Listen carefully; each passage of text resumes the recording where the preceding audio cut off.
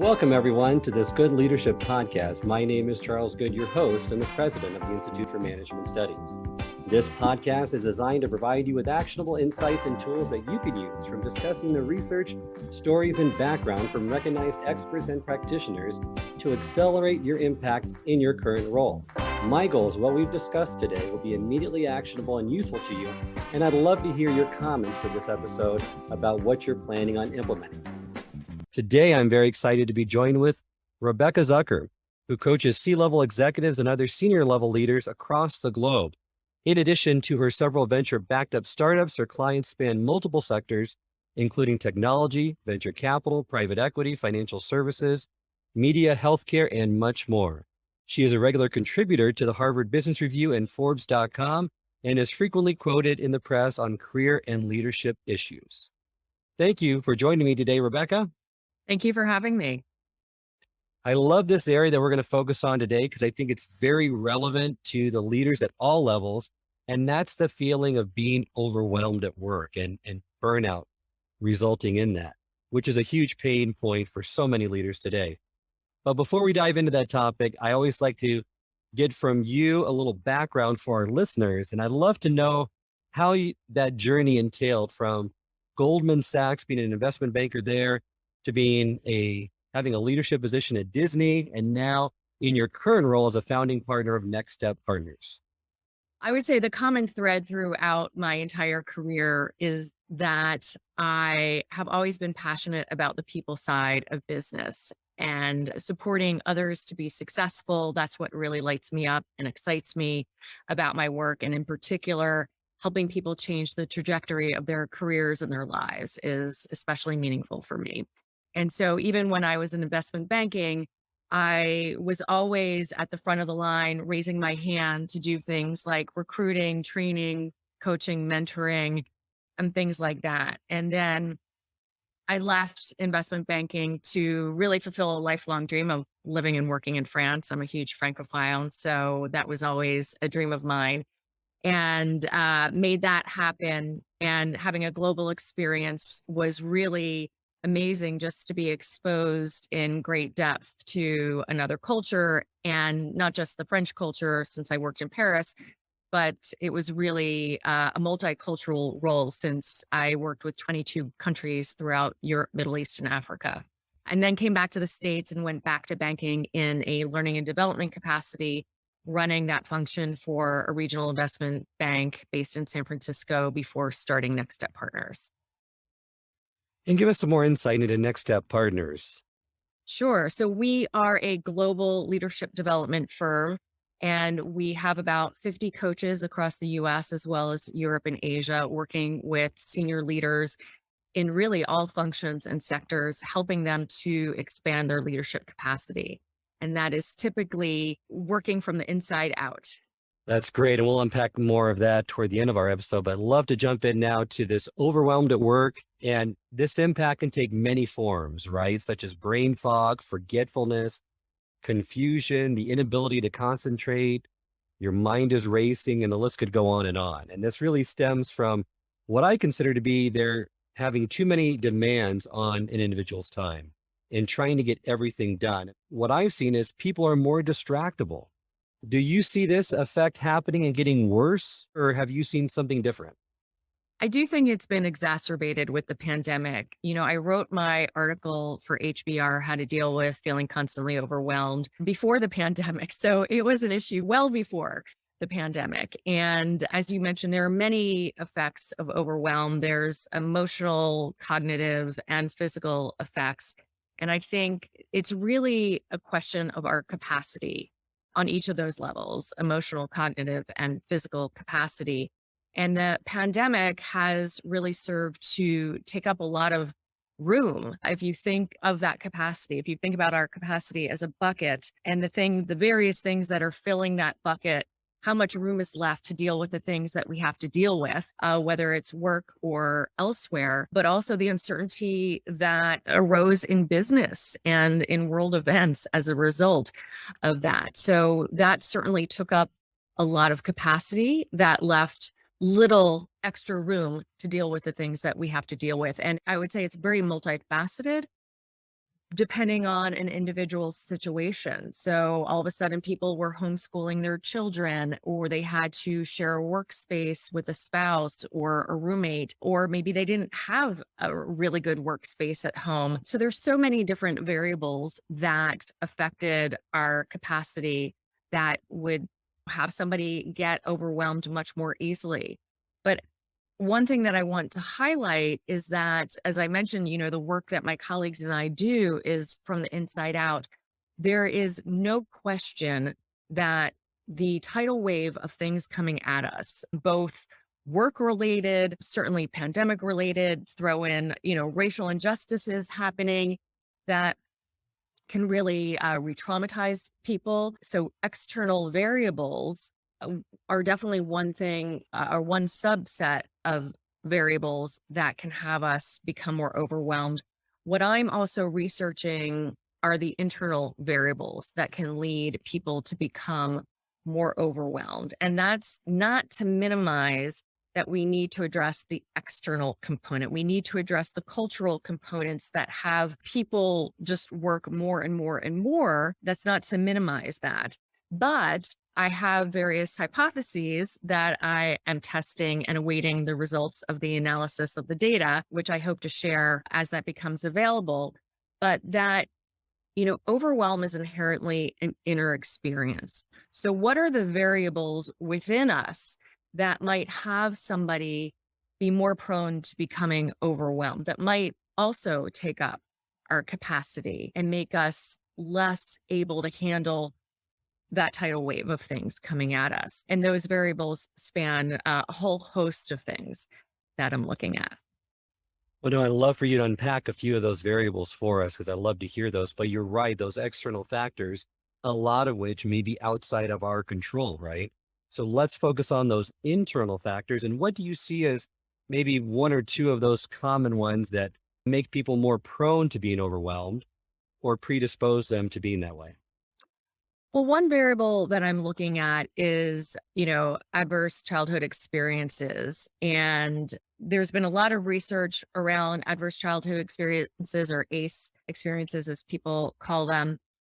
And when somebody is a survivor of, say, trauma, particularly a developmental trauma, where their people who were supposed to care for them and keep them safe did not do so, or even worse, harm them in some way, that can impact not only how they see the world and their subjective sense of safety, but also it impacts their creativity. It impacts their ability to deal with uncertainty, which just, for any of us, uncertainty is viewed as a threat. And so when our threat response is triggered, we are less able to deal with the day-to-day things.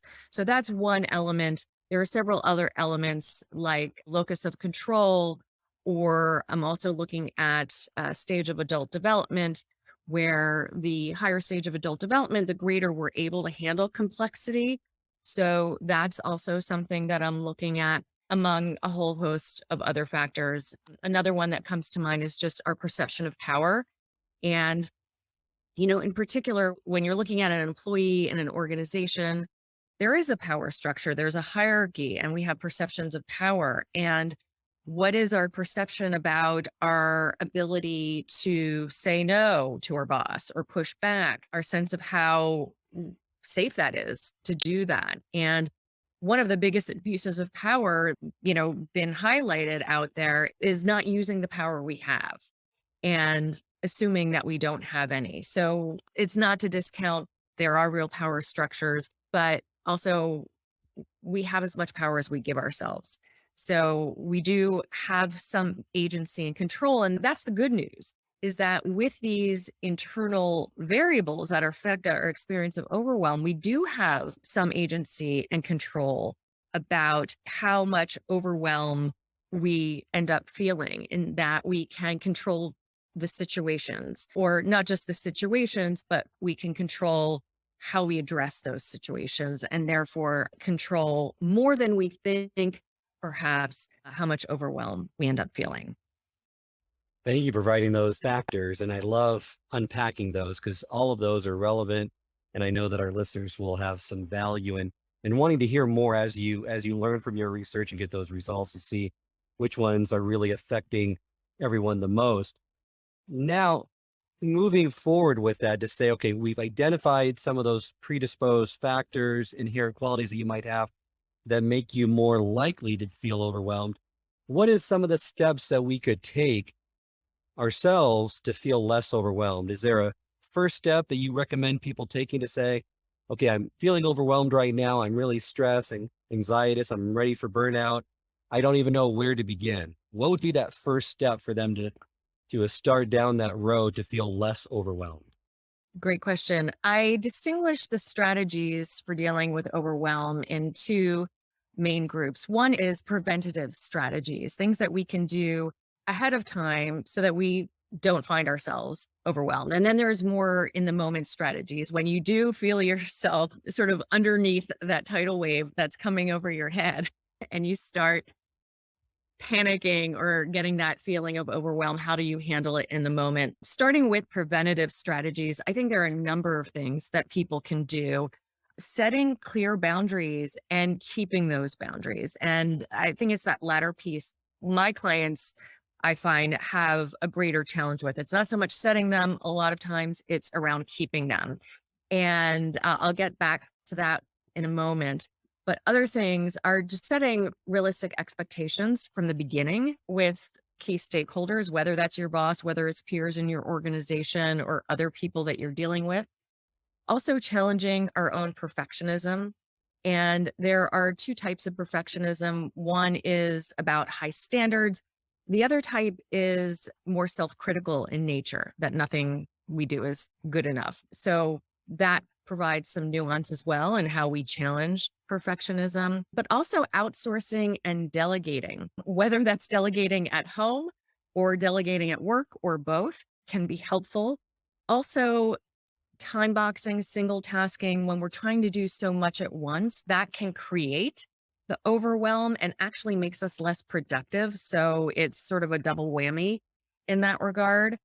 Breaking down large tasks so that they are more manageable, but that they seem more manageable, because oftentimes it's what it seems that is making us overwhelmed than what it actually is. And that also requires prioritization. So when everything is important, nothing is important. Again, that sort of goes hand in hand with multitasking. And that may involve pushing back when something else gets put on your plate, talking with your boss about, okay, how can we reprioritize things given this new thing that's just come up? And that may require some negotiation and asking for more resources, more time, more people, more money, whatever that might be. But I think a real big one is challenging our own limiting beliefs and assumptions. And this is where it comes back to keeping boundaries or even being able to say no. Oftentimes we have limiting beliefs and assumptions about the dire consequences of what will happen if we say no. It might be a belief that if I say no, my boss will think I'm less committed. Or if I say no, this is where gender or racial stereotypes can come into play. A whole host of limiting beliefs and assumptions can come up. And so really, I would say surfacing them, shining a light on them so we can examine them, and then ultimately debunk them. And there are many ways that we can start to create some experiments to debunk those limiting assumptions. But I would say those are a number of preventative strategies. Before we move into the at the moment strategies, I'd love to unpack just that because you said a lot there. So just wanted to take two of those and just kind of drill down a little bit deeper, especially around perfectionists, right? Yes. Because you're spot on that there's really two types. There's the self-deprecating or self-critical perfectionist that's just always hard on themselves, or the other type that sets impossible standards, which causes procrastination, things to pile up and feeling more overwhelmed. Any tips that you can give for those that are in both categories of perfectionism to help them out and feel less overwhelmed?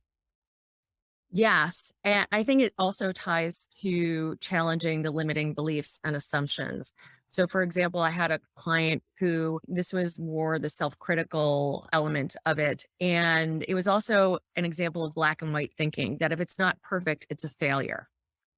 Or if it's not perfect, it's mediocre, which to some people is also failure. So, really unpacking that and maybe working with somebody like a coach or even a therapist to break those down and challenge that thinking, because oftentimes it does take somebody else to show you the limited nature of that thinking or to show you other ways of looking at those things that can help expand your thinking and transform your thinking, frankly, because that's what you're going for. I know a big formative experience for me, because I was definitely a perfectionist early in my, I would say in my college days, was graduate school. And where I went to graduate school, there was a wonderful policy that recruiters were not permitted to see grades. So it really eliminated any need to, frankly, excel beyond passing. And how incredibly transformative it was, I would say, both in the respect that it encouraged you to experiment with new things that you might otherwise be too intimidated to take on, for fear that you might not do well in a particular class, but also that the real learning for me was that good was good enough. And they say, perfection is the enemy of the good. And I'm probably getting that expression wrong, but you get the gist. And learning that, yeah, good is good enough. I was an economics major undergrad. And so other way that I look at it is, what is the marginal benefit versus the marginal cost of spending more time to make this perfect? And oftentimes the answer to that is very little, if not negative. I love thinking at the margin about that and that phrase, good is good enough and done is better than perfect, right?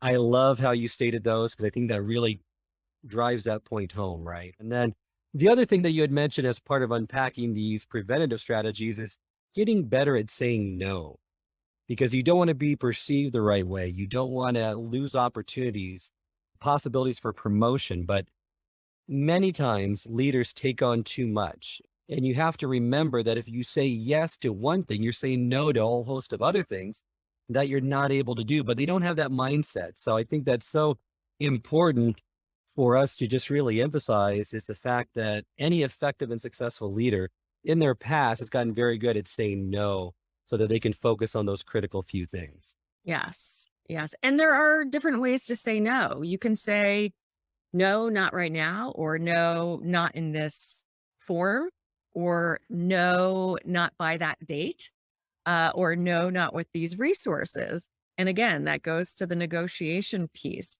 Or no, I can't do it, but let me refer you to somebody who can. Absolutely. Well, let's talk now about a few of those at the moment strategies, right? So you can get those preventative ones, but inevitably there's going to be something that happens during the course of a day, a week, certain times of year that just pushes you in that direction. And then you have to have a strategy that's going to work in the moment. Yes. Well, I think the first thing that's most important is to actually notice that you're feeling overwhelmed, to stop and notice and name it. There is real power in that. And oftentimes, people are on autopilot and they are letting their overwhelm overtake their behavior without realizing that they are in that state. So being really conscious of it.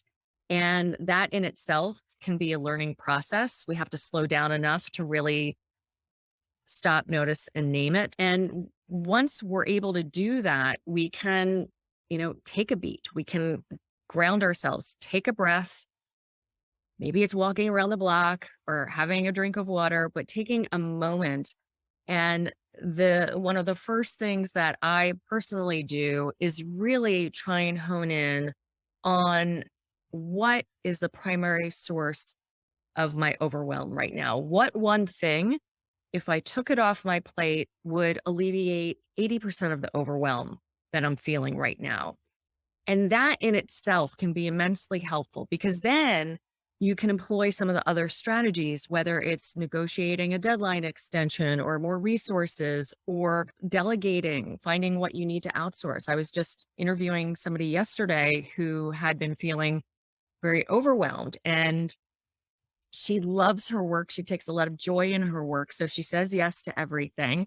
And she found herself feeling really overwhelmed. She was going to be facilitating a number of offsites, and she decided to bring in a co-facilitator to help her with the upfront design that took a lot of the work off of her plate and really helped her manage herself and her situation much more effectively. So once we know what that primary source of our overwhelm is, we can then deal with that.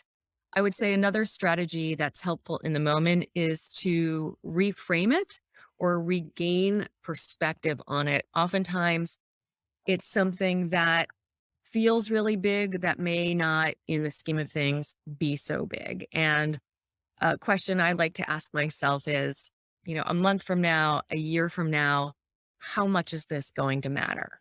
And that can help put it in perspective for me. So it might be that question or a different question, but really reframing the situation in some way. And that can be even finding the humor in the situation. That can also be really helpful. But also asking for help is another great strategy. Like I said, whether it's delegation or asking for some type of assistance from somebody. And that can be hard for people who, either pride themselves on being self-sufficient or may view asking for help as some type of weakness. Again, a lot of it is around challenging our own thinking, and that includes how we think about asking for help. I would say finally, practicing self-compassion, that we are all human beings. There is a physical limit to what we are able to do. And feeling overwhelmed is not necessarily a statement about how good or smart you are. We can all find ourselves in that situation. So to give yourself some grace to be able to be more accepting of yourself in those situations. I think you're absolutely right. And it does need to start with being self-aware, right? That you're experiencing these emotions and then identifying, if you can, that primary source, which is so critical. And in some cases, like you stated, you can't take it off your plate, but maybe you can break it up into more manageable chunks so you feel less overwhelmed moving forward. And that perspective, that reframing is so critical. 10 years, 15 years from now, we're at a 50,000 foot view.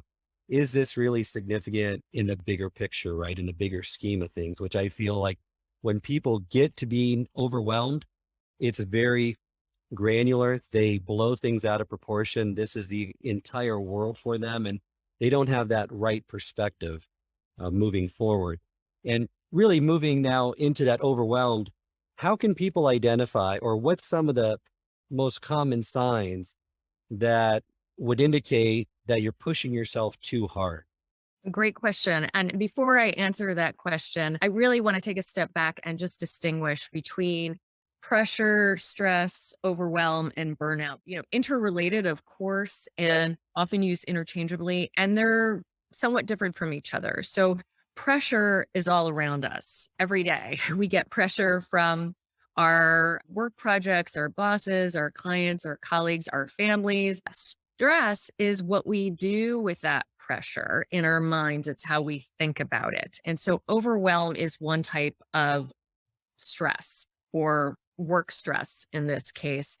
And if it's not managed effectively, it can lead to burnout. So overwhelm is effectively when we are experiencing more than we can process in any given moment. And as we've learned, not only can we as individuals feel overwhelmed, but teams and organizations can feel overwhelmed. Systems like our healthcare system or hospital system can be overwhelmed, and supply chain systems can be overwhelmed. So really understanding those distinctions. And so we can interrupt it at, multiple points in that chain before it escalates too far.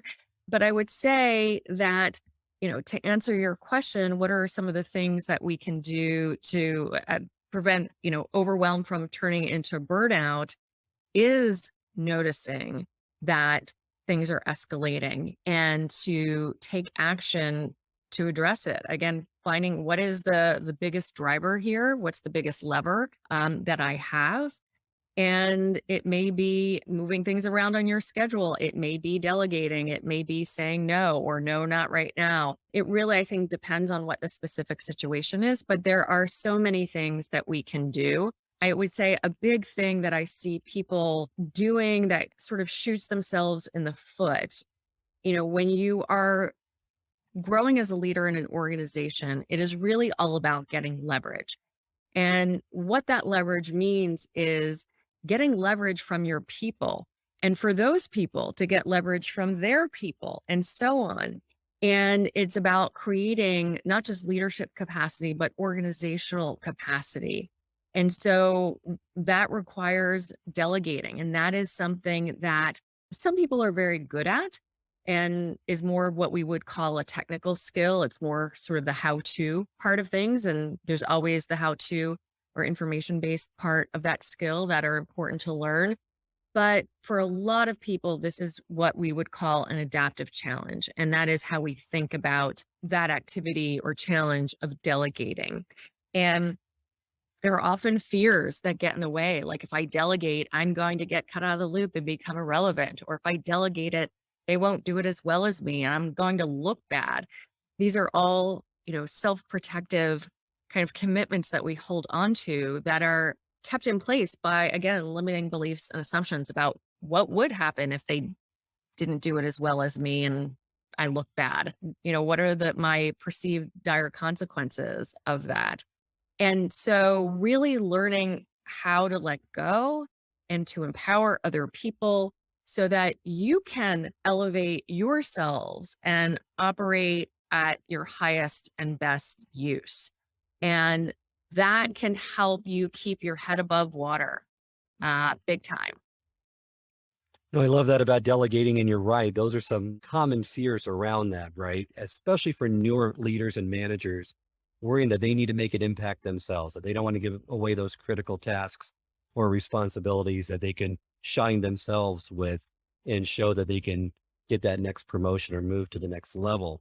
Yeah. And then in regards to overwhelm, there's always this talk about work-life balance, right? And I've heard this from other educators and leaders stating that that's kind of a misnomer. No one has perfect balance all the time. There's periods in which you're going to focus more in your career, but you can't let that focus then be there for too long or be too concentrated in that one area, because the other areas are going to suffer. So maybe for a few months, you have to ramp up a project or make sure you get that promotion, but then back off a little so you can spend more time with family, more time with your physical health and well-being. And that kind of goes in line with overwhelm, right? So that if you feel overwhelmed in one area, then maybe you're out of balance in that area. Maybe you're expending too much of your resources or your time in that area, and you need to balance it out with some other areas that are good for your physical, mental well-being, your spiritual well-being, whatever the case may be. What are your thoughts around work-life balance? And does that really contribute to this overwhelming issue that everyone's having right now? If people were more in balance, would they be less overwhelmed?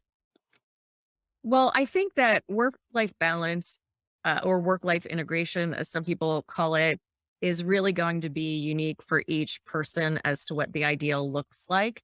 And that's where things like setting boundaries become really important. And again, that's really going to vary by person and by situation. There's always going to be a crunch time. My accountant right now, I don't envy him. It's tax season and he's got probably hundreds of tax returns to prepare. His life, I'm sure right now, is not a lot of fun. But being able to take care of yourself enough to get through those crunch periods, and then to be able to recover once you get through those and sort of find your homeostasis, so to speak, kind of the new steady state that's going to work for you, because it is a marathon, not a sprint. And so being able to make sure that you get through those crunch periods and that you can sustain yourself through just the day to day in the normal course of business. But one thing I want to go back to that you said earlier about, delegation and new managers, I would say it really shows up not only with new managers, certainly with them, but also at various inflection points as you go up the organization. Another big one is sort of that, senior director VP threshold that people really need to start letting go. And then even higher. And you see it a lot with, say, startup CEOs, where they've got their hands in everything in the beginning. And as the company starts scaling, they need to hire a very competent leadership team and start letting go. So it's a challenge for a lot of people as they grow in their organizations. And it's a new challenge at each inflection point. I would definitely agree with you. A lot of founders' issues that we see time and time again where they can't let go. And that limits the growth of that organization from growing to that next level. So, very well said. As we reach the end of this episode, I always like to ask our guests if there's one piece of advice around this topic that you could impart to the audience, what would that advice be? I would say question your limiting beliefs. First, you have to identify your limiting beliefs. So maybe start there and then really start to question and test them. Thank you, Rebecca. And remind all of our listeners how they can reach out to you and connect with you. Sure. You can follow me on LinkedIn or Twitter at RS Zucker, Zucker.